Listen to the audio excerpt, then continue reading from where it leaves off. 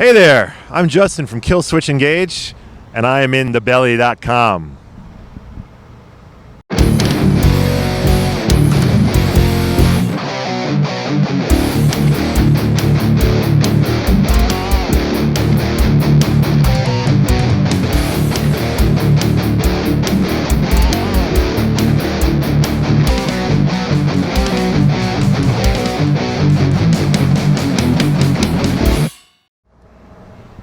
Hi, this is Dave from DaBelly. We're here at the fabulous Marquee Theater in Tempe, Arizona, and today we're with Justin Foley.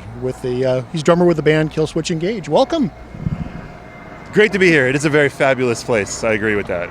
The Marquee is fabulous. Well, you have to say something. Really, it is. Congratulations on the new album, Incarnate. I'm really excited about this. This is a great sounding record.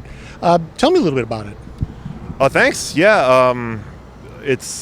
We're really stoked to finally get it out there, and it's kind of longish writing process. Longish, I mean, wasn't like it was bad, just stuff came up that kept delaying it, like tours would come up, and then we're like, all right, well, I guess we have to put the record aside a little bit. So it seems like we've been sitting on songs for a really long time, so to finally have them out and we can play them for people, and people can tell us how much they hate them. Everything's great. Oh, welcome to the internet. You always get that opinion, don't you? if you look for it, you'll find it. So I don't look at the internet.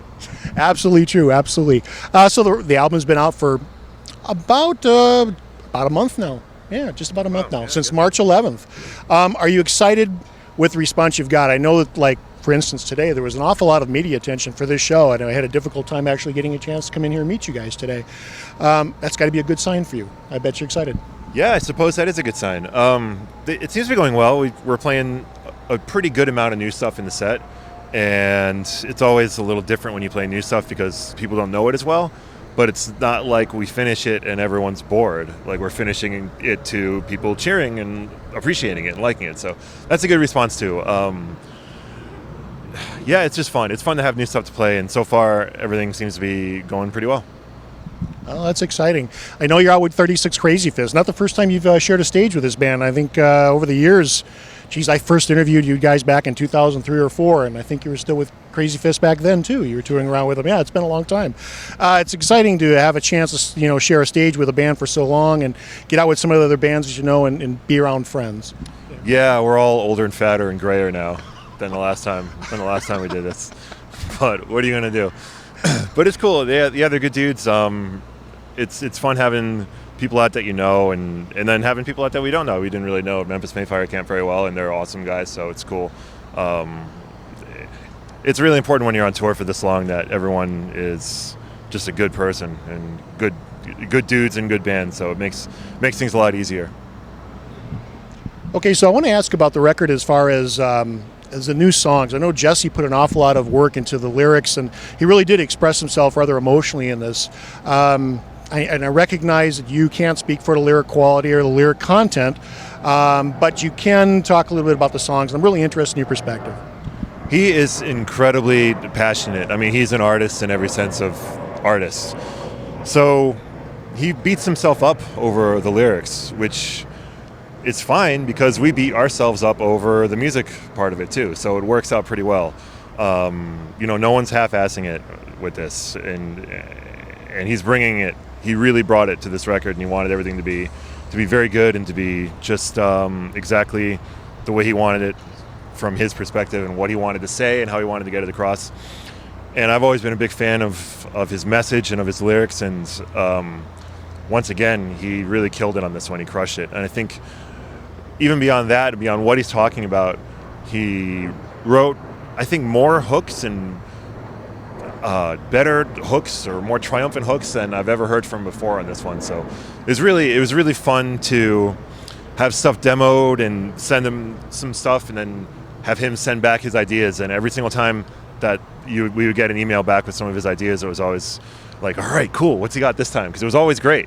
It was never, you never heard him go, oh, what's he thinking? You always hear itself and go, that's awesome. It's really, really cool. That's a great thing to hear. I know I'm reading interviews in preparation for this interview itself. I read that he wrote something like 80 pages and went through a writer's block. It was quite an ordeal for him to actually get this record together, and it's great to see that it did come into fruition, and the lyric content is there, and the songs are strong as hell. Yeah. Yeah. Well, thanks. Yeah, he was kicking himself a lot, but he had our support, of course, throughout the whole thing for sure. We didn't want to push it. We didn't want him to do something that he just wasn't fully behind. You know, that shows when he's up there singing something and it's a part that he just sort of isn't behind. You would be able to tell. So we got to get rid of all that and make sure he's 100% behind whatever he's doing, and he is, and he always is. So it's great. Now, given this election year, it was not a surprise to see from any band that there's some political content going on in the music. Do you find yourself as a band more making a statement or reacting to what is going on as far as the expression you're trying to make? I don't think we're too overly a political band. I mean, we have we're serious about our message, I guess, and that's just basically everyone being a good person, a good human being to everyone else, and becoming a good human being yourself, and that kind of thing.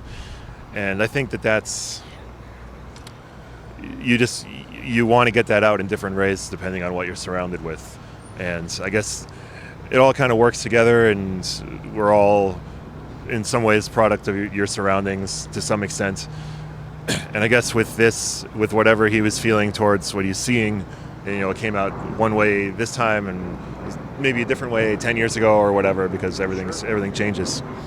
So there it is, value. Be good to people. Yeah, revolutionary concept, We're trying to start this new thing called being a decent person. Yeah, revolutionary, I'm sure, yeah.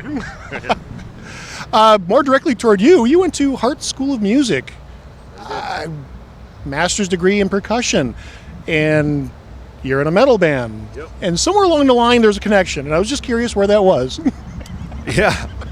I had been playing in metal bands since maybe I was 14 or 15. So way before I went to school, I was playing drums, and I just sort of gravitated toward playing in metal bands all the time. And then once I graduated high school, and it was like, all right, well, either I find something in college that I'm not going to be interested in and probably be terrible at it and not do anything, or I just say, well, I love music, so let's see where that takes me. And that's pretty much how that happened. And there aren't, degrees in band. So I learned the whole classical side of everything, which is fantastic. I loved it. I absolutely loved it. And I still love it, and I'll always love it. But throughout that, I was always playing drums in metal bands. I would have concerts at Hart, and then sometimes even the same day, play a show with my band at night or something. So it was just fun to do, and just sort of, who knows, if this didn't work out, maybe I'd be trying to weasel my way into an orchestra somewhere, whatever. It's whatever. It just happened to work out, and I'm just going to ride it as long as I can. Well, music, as you know, is a journey, and the music that you put out is seen from many perspectives. The two main ones are, of course, your perspective, the people who write the music, put out the music, play the music on a daily basis. And the other is the perspective from the fan. And the fans often see music when they're younger with starry eyes. It's amazing. It's just magical moment that just sort of appears on their formerly albums, then CD players and 8-tracks, and so on down the line. Given that you're so deeply involved in the music, this is your business, are you still able to be a fan as far as other bands and other types of music? Absolutely. I am awestruck by records and bands all the time. And you hear something and you're just floored that, I think maybe even more so that because we've been doing this for as many years as we've been doing it, and you think you have a handle on some things, and then you hear somebody do something and you just go, where did they do that? Or like, they're a human being and I'm a human being, and they came up with this. Wow. It's maybe even more so. I know this guy. How did that happen? Yeah, like, wow. Where are they getting this from? It's incredible. So, it's great. So, it's funny. For you old timers out there, I've heard the story before. Clapton, when he first heard Hendrix, thought his musical career was over. Yeah. It's just different. That's all. And everybody's got a place, and it's all kind of cool. Exactly. So let's talk a little bit about touring. Right now, as we already mentioned, you're out with 36 Crazy Fest. I imagine that since you're 1 month deep into this, you're probably just going to go home and kind of roll up things and never go out on tour again. or you got about 2 years ahead of you? What are your plans here? We got lots of touring. We're gonna do the next thing that we'll have will be Europe festivals in June. Always fun to do those big fests out there. They're great. And then we're gonna have more U.S. stuff later in the summer, and then we'll have more Euro stuff later in the year. So it's starting to really come together that we'll be busy a lot for the year, which is good because when you put a record out, you don't want to put a record out, tour for a month, and then no one wants to see you anymore. That's a bad sign. So it's good that we have all of these chunks of time going farther off into the future that are getting booked up. So it's great. We have so many places to hit now, and it's just going to be hopefully a nice long touring cycle, and we get to play these new songs for people all over the place. It's an economics of the business today that you guys spend more time on the road, and I'm sure it's exhausting. And I can imagine that after a couple of years of playing the latest, greatest album, and it was the best thing in the world, you get kind of tired of it, and 2 years deep into it, you just kind of go home and you turn off your cell phone and you go to sleep for a month or two. Try to regain life as normal as it is, but then it all starts over again. And I'm kind of curious, does it start over with a schedule, or does it start over with a phone call, someone saying, hey, I've been writing some songs, let's start talking again?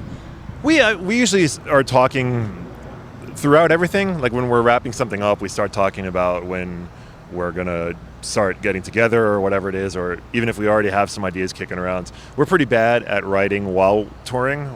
It's tough. Yeah, we usually designate writing time separate from touring time. I don't know if we're going to keep doing that because we'll see. It might be nice to. We're all getting old. We're not going to be able to do this forever. It'd be nice to be able to churn out albums a little quicker than every 3 years or whatever it's been lately. So maybe a change is a good thing. We'll see. But I don't want to talk about that yet, since, like you said, the record's a month old. So I don't really want to get into that yet.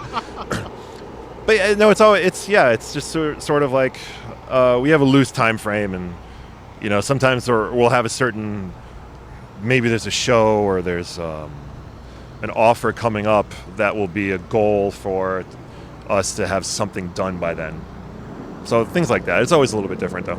Sneaking a song into movies, for instance, and yeah. That'd be great. Yeah, that'd be great. Well, that's pretty much all I've got today. Is there anything else I missed? Is there anything you guys want to talk about? Besides the record and all the touring, there's the record and all the touring. So that really, that's pretty much it. It's been really fun to play all these songs. Our fans are ridiculous. They're insane that they keep coming to see us. So thanks very much for that. Forever. Thank you. Thank you much. Yeah. Appreciate it.